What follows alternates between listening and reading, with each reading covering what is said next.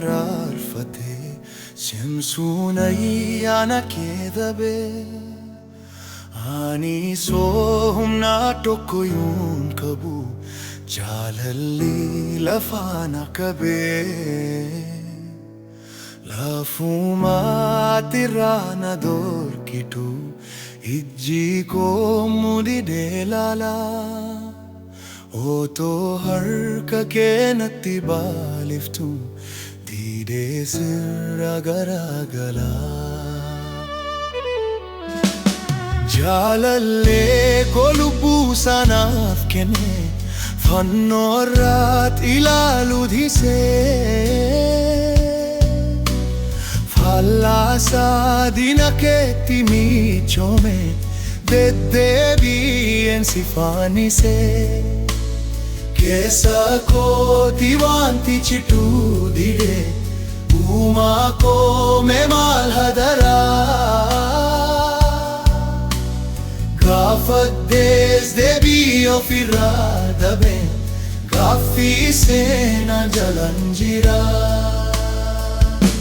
Abbaa koo situ gara laafessa hamma har'aa sababii keefan jira.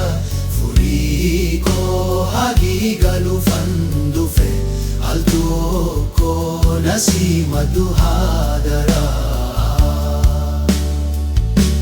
Abbaa koo situ gara laafessa hamma har'aa sababii keefan jira.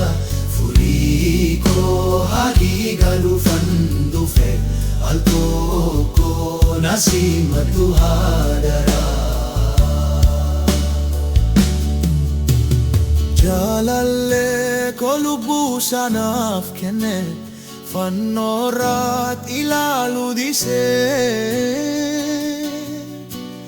Fallaasa diina keetti michoome deddeebi'een si faanisee. Keessa kooti wanti cituu didee uumaa koo mee maal hadaraa. Gaafadhees deebii ofirraa dhabee affii seenaa jalaan jira.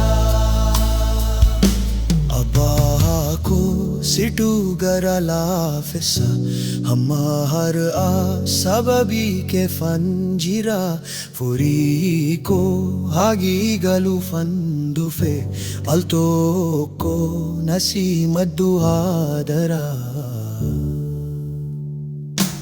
Abbaa koo situ gara laafessa hamma har'aa sababii keefan jira. Furii koo hagii galuufan dhufe al tokko na simatu hadara.